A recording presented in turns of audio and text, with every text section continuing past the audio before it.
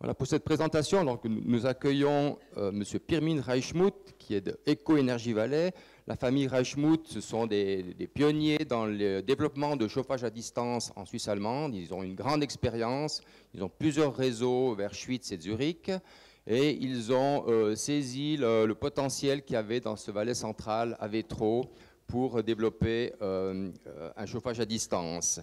Et il est accompagné pour la présentation par l'ingénieur Alfred Squarati, qui est un peu leur ingénieur valaisan sur place pour ce projet. Alors, je vous passe la parole. Merci beaucoup, Olivier. Madame, monsieur, bonjour. Merci tout d'abord et félicitations à la commune de Vétro pour cette excellente initiative et pour l'organisation de ce salon de la transition énergétique. C'est avec un grand plaisir que je me présentais à vous aujourd'hui. En effet, la fin de la construction et la mise en service de la centrale de chaleur force marquant un tournant important dans le développement du projet Eco-Énergie de Valais. Si nous sommes ici, c'est d'abord le mérite de Stefan Studer, l'exploitant des écobois recyclage, qui se trouve à l'origine de ce projet de centrale. J'aimerais le remercier ici tout particulièrement pour l'énorme travail et soutien qu'il a fourni et va encore fournir. Car sache que c'est l'entreprise Ecobois qui va exploiter notre usine sur place. Le projet de Stéphane nous a séduits parce que nous ne connaissons pas de site industriel plus adapté pour réaliser un tel projet que celui de Vétron. En effet, la grandeur de la place à disposition, la filière de biomasse déjà présente et la logistique et le know-how d'Ecobois était pour nous, dès le début, une garante de succès. Mais aussi le potentiel de distribution d'énergie verte dans la région et naturellement la présence de quantités suffisantes de biomasse qui nous ont rassurés. Enfin, nous avons senti dès le début ici à Vétro un enthousiasme et une volonté de partenariat de la part de la commune de Vétro que nous n'avons rencontré nullement ailleurs en Suisse. Un merci tout particulier au président Olivier Cotagno et son conseil d'avoir cru en nous. Maintenant, par contre, c'est la deuxième phase du projet qui a débuté, à savoir la réalisation du réseau de chaleur à distance. Eco-Énergie a commencé avec la réalisation du réseau sur la commune de Vétro. C'est Eco-Énergie aussi qui va continuer le développement sur la commune. Par contre, nous sommes très heureux d'avoir signé une partenariat avec Eucken pour le développement en commune du réseau sur la commune Comté-Sion que vous avez vu. Eucken et Eco-Énergie ont signé une lettre d'intention cette semaine par nous désirons créer une partenariat pour valoriser notre énergie produite sur le site dans la région. Maintenant que vous comprenez quelque chose, je vous passe la parole à Alfred Squarati, le chef de projet de la chaleur à distance. Merci beaucoup.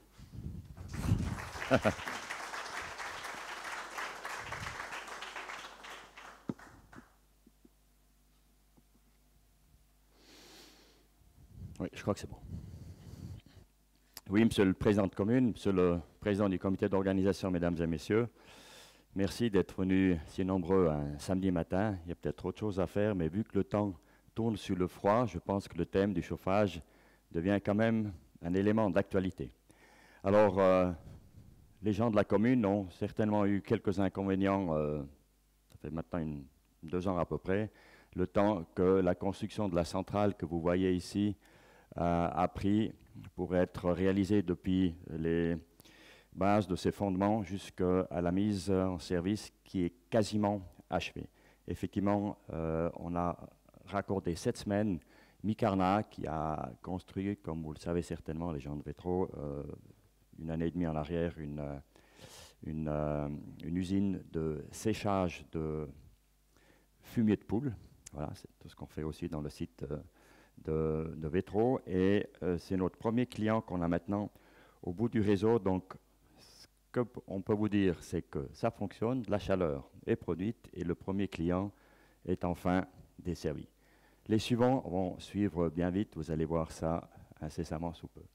Donc peut-être juste, comme il n'y a pas de pointeur, alors ça c'est la centrale, c'est là-dedans qu'il y a le grand four qui brûle du bois. Ici, il y a une turbine qui produit de l'électricité à base de vapeur, et puis ce processus dégage de la chaleur, et puis c'est cette chaleur qu'on va justement répartir dans toute la commune de Vétro et dans la région jusqu'à Sion. La partie ici, c'est tout simplement un couvert pour stocker du bois, étant donné que ce bois est avant tout du déchet de bois, donc il doit être recouvert, on ne peut pas le laisser à l'air libre. Il y a là environ 10 jours de réserve de consommation, donc vous voyez, cet énorme tas, en 10 jours, il a passé par le four et il a produit de l'électricité et autre chose. Et naturellement, on a profité d'avoir une superbe surface pour y poser des installations photovoltaïques. Alors, pourquoi on est là? Je pense que Michel Barras a déjà tout dit sur les avantages de l'énergie locale, sur les places de travail, les ressources qui sont présentes en abondance. Eh ben, c'est ce qui nous a convaincus de créer cette installation. Alors, des mots que vous connaissez maintenant. Ce qui est important, c'est qu'on a effectivement la matière première sur place. Cette matière première nous donne une sécurité, une indépendance par rapport à d'autres énergies, comme on l'a bien vu malheureusement ces derniers mois, ce qui peut arriver quand quelqu'un a le robinet en main et il est le seul à l'avoir en main. Ça crée des places de travail, on a cette proximité avec l'économie, et je pense que c'est tous des facteurs qui viennent s'ajouter à une énergie qui se veut en plus extrêmement concurrentielle. Alors, notre centre énergétique, voilà, donc là, la centrale a été déjà construite. Par contre, on était en train de réaliser le couvert à bois. Alors là, vous avez en concentré 12 mois de travail. Vous voyez, ça va très vite, il suffit de commencer à l'heure. La charpente métallique, ensuite du bois de façade fourni par le cône de Thion, et voilà, c'est déjà fait. Et là, encore une fois, cette image avec... ça fausse un peu, hein, donc ça ne fait pas partie de la centrale, ce serait bien, mais ce sont des terrains agricoles qui sont prêts pour accueillir une culture de carottes, je crois. Donc nous, on est là au centre, et puis à gauche, vous avez tout le complexe de Ecobois, avec ici bas, Gazelle, et ça. Donc pour ça, on peut vraiment parler d'un centre énergétique du Valais central. Alors, qu'est-ce qu'on brûle? Souvent, on me dit, vous brûlez du pellet? Je dis non, on ne brûle pas du pellet. On brûle des déchets de bois, donc, qui proviennent de l'industrie de la construction, que chacun de vous peut apporter tous les jours. Des gens qui ont des vignes et autres nous amènent des déchets de biomasse. Et enfin, on a aussi beaucoup de déchets de forêt, mais de la forêt, nous, on utilise les cimes et les branches, et non pas les troncs. Les troncs ont soit un destin industriel, ou alors sont utilisés dans les usines de fabrication de pellets, où ils ont besoin d'une qualité de bois pour créer ce produit. Donc le pellet, pour nous, ce ne serait pas rentable. La production du pellet, comme elle a un ou deux processus supplémentaires, coûte naturellement beaucoup plus cher que du bois broyé qu'on peut, sous cette forme-là, directement introduire dans le four. Alors, on l'a beaucoup construit, c'est grand, des chiffres. Enfin, Michel, vous en avez mis plein la vue, on peut dire, mais vous voyez, on contribue quand même au niveau de l'électricité à peu près à 32 gigawattheures. Alors, ce que ça signifie concrètement, ça veut dire qu'on peut alimenter à peu près 8000 foyers de la région avec l'électricité verte, et puis on produit à peu près 60 gigawattheures de chaleur, et cette chaleur permet d'alimenter, c'est-à-dire de chauffer les maisons et puis l'eau sanitaire d'environ 6000 foyers. Donc c'est quand même des chiffres, je pense, qui sont illustré par là, et ça juste devant la porte. Alors, le chauffage urbain, c'est quoi au juste? Effectivement, l'inconvénient, c'est que les infrastructures sont assez lourdes. Il faut construire des longues conduites en acier. Vous avez ici un prototype. Donc, le cœur est formé par un tube en acier. Autour, vous avez une isolation, autour de l'isolation, une protection mécanique de l'isolation. Et dans l'isolation même, un élément à ne pas oublier, un petit fil électrique. Ce fil est là pour détecter des fuites. Donc, ça nous permet d'avoir déjà un contrôle de l'ensemble du réseau qu'on va construire. On sait précisément s'il y a une fuite dans un des tubes, où ça se trouve, à 2-3 mètres près. On peut ouvrir, intervenir et réparer. Alors, des tubes comme ça, on en a besoin d'eux. Ici, vous avez une coupe type pour une conduite de diamètre 350. Donc, ça, c'est vraiment une très grande conduite. Du 350, on aura besoin, si on veut partir sur Sion, avec une partie. En sortie d'usine, après, on va plutôt continuer avec des diamètres de 200, 250. Donc, si je dis 200, je parle de millimètres. 200, c'est 20 cm.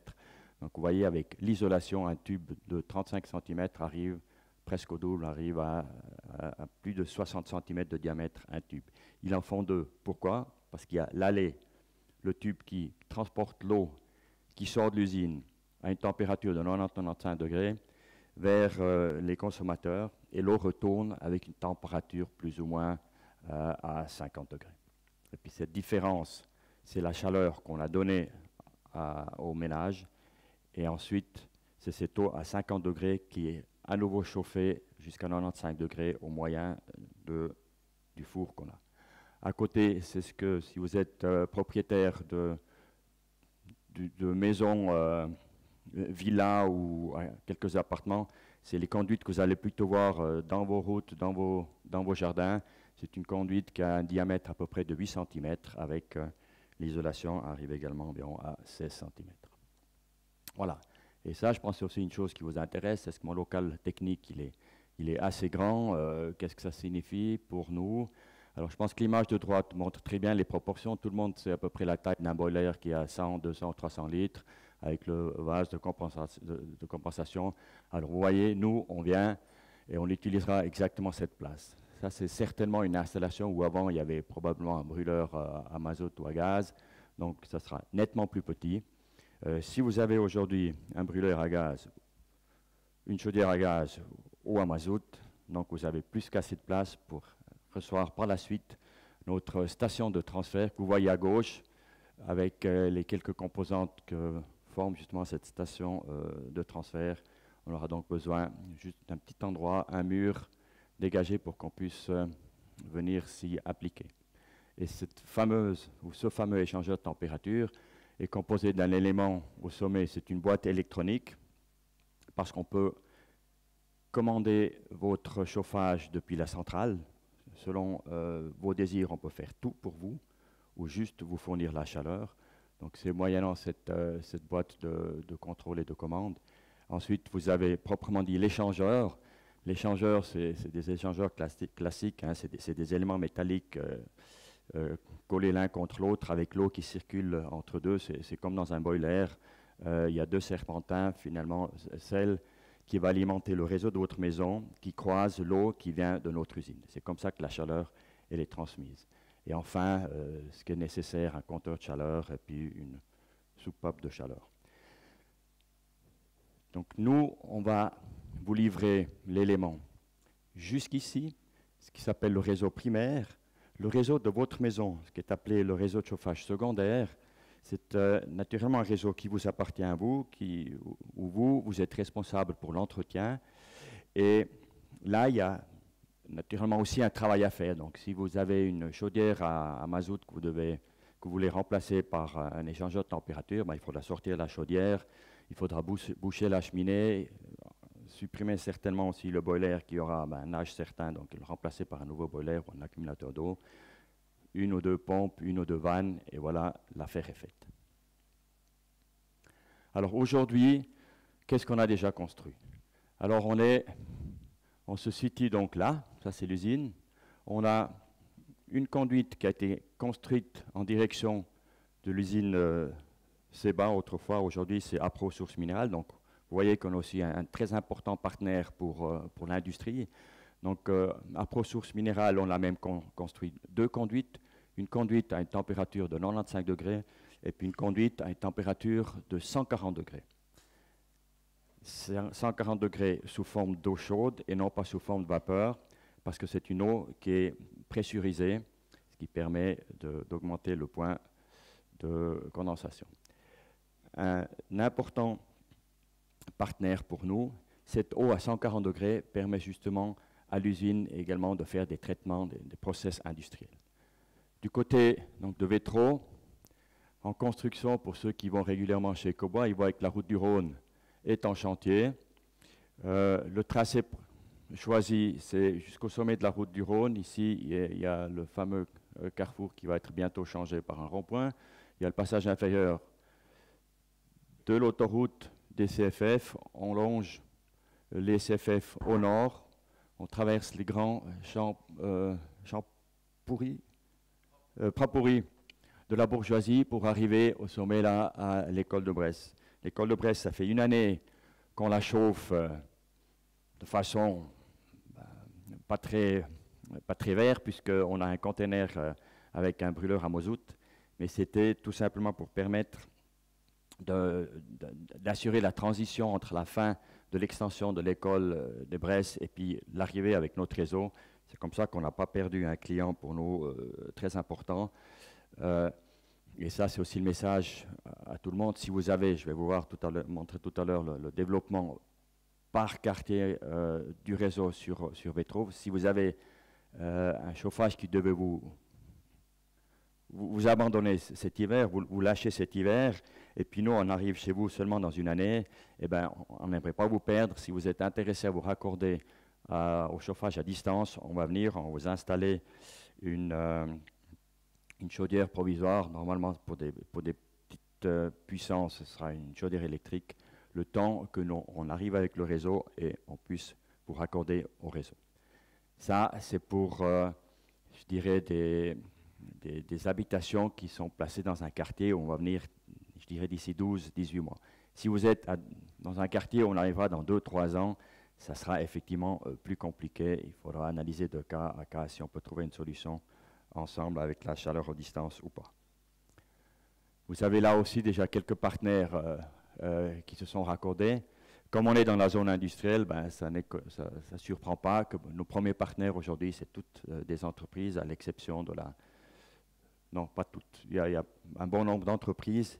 Il y a quand même aussi Cérébral Valley, le centre de formation des réfugiés au Botsa, et puis naturellement la commune de Vétro avec le centre scolaire de Bresse.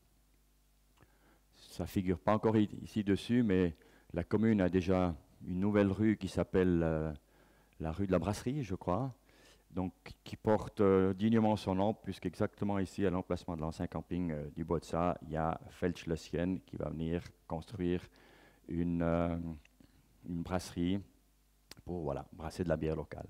Et pour nous, ça sera également un grand client, parce que là aussi, on va pouvoir offrir de l'eau, de process, pour permettre de faciliter tous les processus nécessaires à la fabrication de bière. Voilà, je pense que ça c'est peut-être une carte qui vous intéresse beaucoup.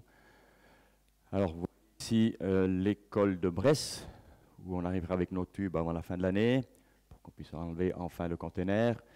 On a ici la route de la Fontaine, l'avenue des Vergers. Notre objectif en 2024, c'est de développer le réseau dans le quartier de l'avenue des Vergers pour arriver jusqu'au nord de la route cantonale dans le quartier où on se trouve maintenant.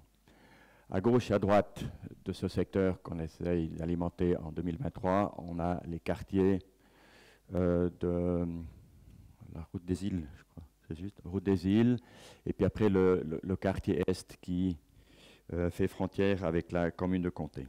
Enfin, du côté ouest, on a planifié d'aller plutôt vers 25-26. Alors voilà la planification aujourd'hui. On espère qu'en parallèle, dès 2024, on peut retrouver Oiken qui va développer sur la commune de Comté en parallèle le réseau qui sera également alimenté par la chaleur de Ecoénergie, comme Michel Barras l'a expliqué tout à l'heure. Ça, je pense, c'est une chose que beaucoup de gens attendent depuis longtemps. Qu'est-ce que ça va coûter l'énergie? Alors, on différencie deux types de clients. C'est le client qui a une installation, une puissance, un chauffage installé qui est inférieur ou égal à 100 kW. Donc ça, c'est des villas, des immeubles à peut-être une dizaine d'appartements. Et là, les tarifs sont les suivants. Il y a une taxe de raccordement qui est de 16 000 francs. Dans cette taxe est compris la construction de la fouille, la pose du tuyau jusque dans le local que je vous ai montré tout à l'heure, la pose aussi de l'échangeur de température. Tout ça est compris dans ce prix. Par puissance installée, il y a un montant de 550 francs. Et ça forme en fait le paquet de la taxe de raccordement. Alors, la quadrature du cercle, c'est de savoir si ma villa, elle est à 10 mètres du tube qu'on va poser dans la route, ou est-ce qu'elle est, ou si elle est à 100 mètres, est-ce qu'il y a une différence de prix? Nous, on a choisi le modèle de, on peut dire, de péréquation, c'est-à-dire que chaque citoyen de la commune de Vétro qui a une puissance installée de 10 kW va payer le même prix. C'est plus facile dans la planification, étant donné que le tracé exact du réseau peut varier, encore selon les demandes, selon les, je dirais peut-être les points forts des futurs partenaires, des futurs consommateurs de chaleur. Donc c'est difficile de définir, oui, mais quel est le point de raccordement si on commence à individualiser le client. C'est pour ça qu'on a décidé cette forme de financement. À droite, le prix de l'énergie. Actuellement, il est à 10,4 centimes le kilowattheure. Ça, c'est le coût que vous allez payer pour le kilowatt que vous allez consommer. Ce prix est indexé, il est relié au prix de l'index du bois suisse. C'est un index qui est connu justement dans le milieu du bois. Cet index du bois est composé de plusieurs index. Il y a l'index sur l'huile et le mazout, c'est celui qui bouge le plus. Après, il y a l'index des machines agricoles, il y a l'index sur le prix de consommation nationale, et ainsi de suite. Donc, comme il est composé de plusieurs indices séparés, je dirais, c'est un indice qui n'est pas nerveux. Donc, il s'adapte naturellement à la situation économique, mais en fait, il lisse extrêmement bien les hausses et baisses de l'énergie. Pour vous dire, en 2004, entre 2004 et puis 2022, cet indice a pris à peu près 22%. Donc, si en 2004, il était à 100%, en 2022, il est à 122%. Et enfin, par kilowatt installé à nouveau, il y a une taxe de base annuelle de 60 francs, ce qui couvre en général des frais de gestion, etc. Alors, pour une villa, on y arrive enfin, de 10 kW, consommation annuelle de 20 000 kWh, voilà ce que ça donne à peu près. Donc la taxe de raccordement, comme je vous ai expliqué, est à 21 500 francs. Pour tout propriétaire qui passe d'un chauffage à combustible fossile à un chauffage renouvelable, le canton a un programme de subvention. Il y a une taxe, pas une taxe, il y a une subvention forfaitaire de 4 000 francs. Et selon la taille de votre maison, on parle là de surface de référence énergétique, c'est la partie chauffée de votre maison, à l'exception de la buanderie, de l'atelier, du garage et de la cave. Il y a 9 francs par mètre carré de cette surface de référence énergétique. Donc vous voyez, le raccordement pour une villa, ça vient vous coûter 16 420 francs précisément. À cela, ma foi, vient s'ajouter le travail de l'adaptation du réseau, comme je l'appelais tout à l'heure, du réseau secondaire. Ce sont des coûts qui, pour une villa de 10 kW, étaient va tomber entre, on peut dire, entre 7 et 15 000 francs.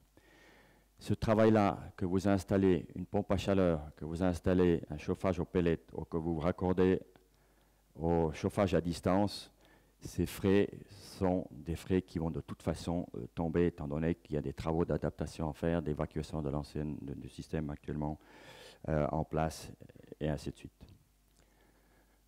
Sur la droite, si vous consommez 20 000 kWh par année, donc le tarif d'énergie à 10,4 centimes, ça vous fait 2080 francs, plus les 600 francs pour la puissance, donc 60 francs par kilowatt. Vous arrivez à une consommation, un prix pour la consommation d'énergie de 2680 francs. Ce qui fait net hors taxe, tout compris en moyenne, 13,4 centimes par kilowattheure.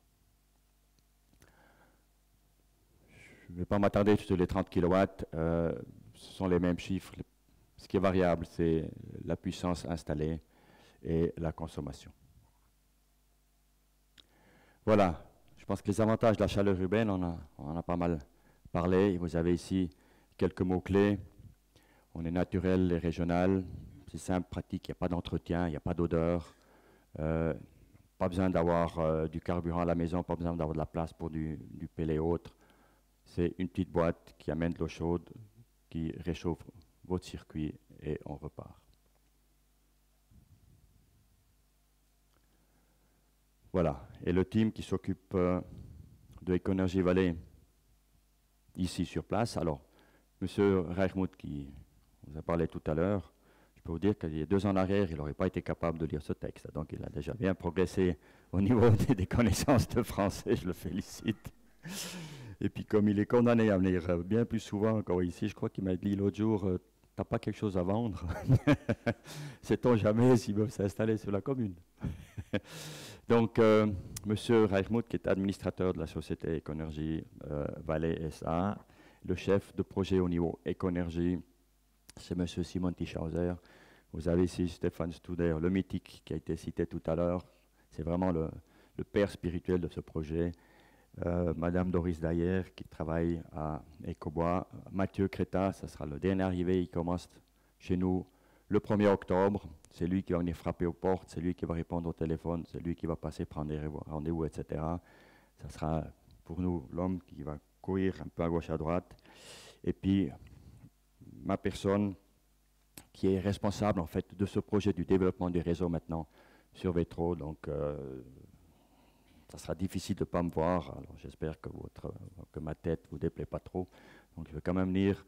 J'aurai le contact personnel aussi avec vous tous pour vous conseiller. Voilà, j'ai expliqué ce qu'il y avait expliqué. Merci de votre attention. Merci Alfred.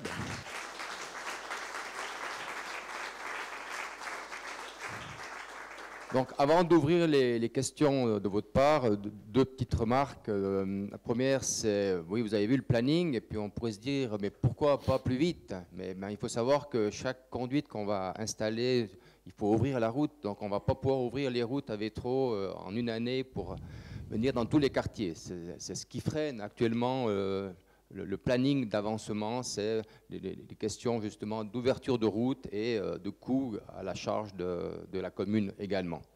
Et le deuxième point que j'aimerais rendre attentif, c'est, voilà, il y a quand même, vous avez vu, des coûts initiaux qui ne sont pas, disons, très faibles. Ils sont à mettre en relation avec un changement de chauffage. Si vous devez installer une pompe à chaleur, c'est bien plus que ces montants-là, par exemple. Mais je vous invite, si c'est un sujet de préoccupation pour vous, les investissements de départ, eh bien, à 11h15, il y a une conférence dans cette même salle sur comment financer votre rénovation avec des explications de la Banque Raiffeisen de Sion et Région. Et là, peut-être que vous pourrez poser des questions si, dans les prêts, quelle solution bancaire il y a pour quelqu'un qui n'aurait pas les liquidités d'investir pour ces transformations. Voilà, j'ouvre le cercle des questions. Dominique Custer, conseiller communal, va vous passer le micro, comme ça, parce qu'on enregistre les conférences, comme ça, ça sera dans la boîte. Qui aimerait poser une question? Vous avez sûrement un tas de questions à poser sur ce développement, ce projet vétrosin et régional.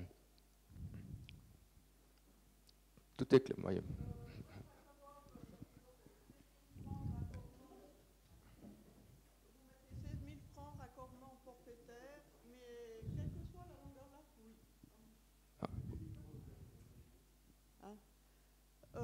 C'est 16 000 francs raccordement forfaitaire, quelle que soit la longueur de la fouille.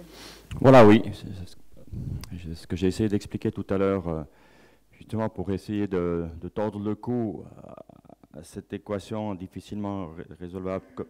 À quelle distance finalement va se trouver votre maison de la conduite, comme le réseau lui-même, c'est une chose qui va bouger et qui n'est pas gravée dans le marbre. On a fait le calcul sur la commune et on est arrivé à un prix moyen qui permet justement à ceux qui se trouvent à 10 mètres comme ceux qui se trouvent à 100 mètres de la conduite de payer le même prix. Alors pour ceux qui se trouvent à 10 mètres, c'est clair que concrètement, ça lui aurait coûté moins cher si on avait fait payer uniquement le bout de tuyau avec la fouille.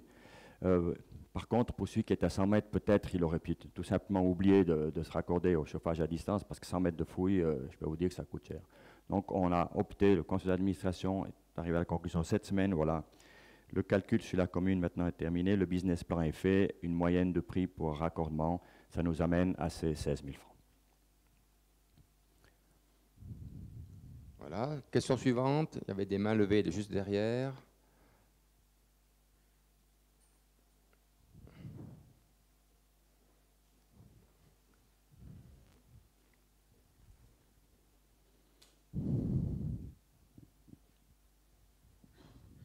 Merci beaucoup pour cette présentation qui était très intéressante, ainsi que la précédente de M. Barras. Une petite question.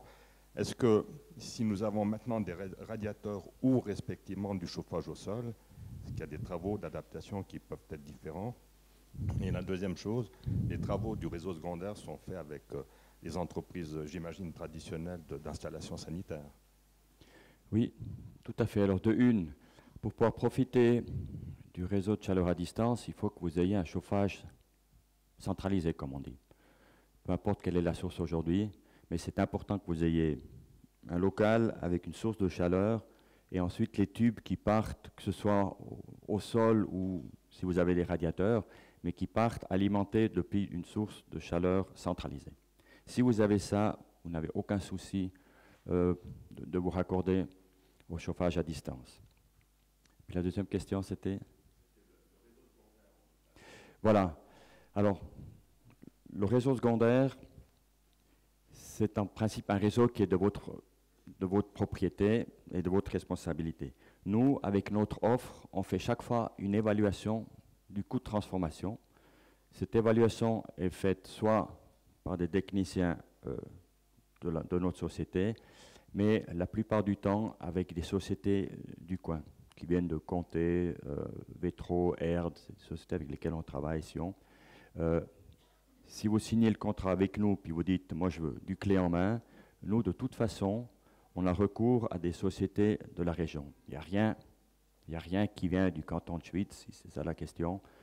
Ce qui va par contre se faire toujours à la centrale, que ce soit ici à Vétro ou à Schwytz, parce que c'est connecté, c'est la partie contrôle-commande. Donc la gestion de la chaleur, l'appel de chaleur, à quel instant du jour, à quelle température, etc., ça c'est centralisé.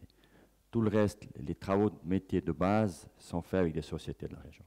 Si vous dites, moi j'ai toujours travaillé, je ne dis pas un nom maintenant, parce qu'après ils vont dire les autres, ouais, mais pourquoi tu ne m'as pas cité moi, puis je ne veux pas vous faire la liste des demi-douzaine d'entreprises du coin. Moi je travaille avec Jacques, est-ce que je dois prendre Pierre? Ben non, tu travailles avec Jacques, tu gardes Jacques. Il connaît votre système, donc il va être plus proche pour vous faire une offre, puis remplacer le strict minimum qui est nécessaire pour que votre chauffage continue à bien fonctionner. Voilà. Autre question? On est en train de voir qu'il nous manque de l'électricité, il nous manque du gaz, mais l'eau, il nous manque, est-ce que dans 10 ans, il ne va pas nous manquer aussi cette source autant importante pour ce type de réseau? Alors nous consommons très peu d'eau. parce que nous travaillons en circuit fermé. Comme du reste, le réseau secondaire travaille aussi en circuit fermé. Ça veut dire qu'une fois que nos tubes sont pleins, ça il faut le faire. Ensuite, il y a, je ne sais pas dans quel, si c'est du pour 1000 ou du pourcent, ou quasiment pas de perte du milieu qui circule. Parce que l'eau dans les tubes, c'est naturellement pas l'eau du robinet, parce que sinon, aux températures auxquelles on travaille, je pense que chaque 3 ans, on pourrait changer d'échangeur de température. Et puis vous, votre réseau secondaire, donc c'est de l'eau qui est préparée, déionisée, déminéralisée, qui tourne en circuit fermé. Donc la consommation d'eau que nous, on utilise pour transporter la chaleur, elle est très petite. On utilise pas mal d'eau pour du refroidissement, mais cette eau, elle est puisée dans la nappe et elle est retournée dans la nappe. En fait, elle est retournée dans le Rhône. Donc ça, là, il n'y a pas de consommation en tant que telle. Question suivante. Merci pour l'organisation. Voté Daniel du service de l'énergie. J'avais juste une précision à vous apporter par rapport au montant, au slide qu'on a vu tout à l'heure, par rapport aux subventions. À ce jour, des discussions sont en cours avec Éco-Énergie, voilà, on le voit ici. Et puis, les subventions, pour l'instant, le canton n'a pas prévu de donner des subventions cantonales. Les discussions sont en cours, et puis vous serez informés prochainement de comment ce sera géré. L'autre petite précision, de manière générale, le canton vous encourage à isoler correctement votre maison, ce qui va faire déduire considérablement aussi les coûts d'investissement et d'exploitation. Et pour ça, je sais qu'il y a Pierre-André Sépet qui sera là tout à l'heure pour vous en parler. Merci. En effet, le kilowatt le moins cher, c'est ni le gaz ni le bois, c'est celui qu'on n'emploie pas. Alors merci pour cette précision. C'est vrai qu'on est en négociation, c'est vrai que ça ne s'est pas encore gravé dans le marbre. On espère fortement qu'on va y aboutir, comme ça se fait dans d'autres cantons, mais c'est vrai que là, le dernier mot n'a pas encore été dit. Question suivante. De toute façon, Éco-Énergie a un stand au centre du village, à la place des Vignerons, où il y a une douzaine de stands de différents professionnels et prestataires. Éco-Énergie a un stand permanent, ils ont des personnes sur place pour vous renseigner, vous faire des conseils personnalisés, même des offres, je présume. Donc, il n'y a pas de souci pour si vous avez d'autres questions qui vous viennent durant la journée ou que vous ne voulez pas poser ici devant tout le monde. Peut-être la commune peut dire qu'elle a en projet une modification de règlement pour ce qui est du subventionnement de la part de la commune. Voilà, actuellement, en effet, donc normalement il y a cette subvention cantonale, il doit maintenant être en négociation. Au point de vue communal, nous avons un règlement assez généreux sur les subventions énergétiques, mais quand on l'a mis en place, ce règlement, il y a peut-être 8 ans déjà, c'était pas prévu qu'on ait un chauffage à distance, donc on n'avait pas inclus une subvention pour un raccordement au chauffage à distance.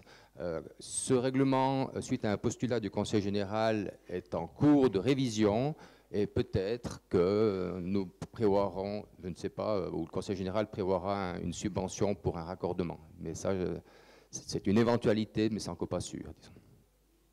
Par contre, aussi dans la planification énergétique territoriale, il pourrait y avoir, une fois que le réseau est installé, une obligation selon les quartiers, comme ça se fait dans certaines villes, lors d'un changement de chauffage, bien entendu, pas avant, de se raccorder au chauffage à distance. Mais ça aussi, ce sera à définir dans un règlement communal qui doit être approuvé par le législatif.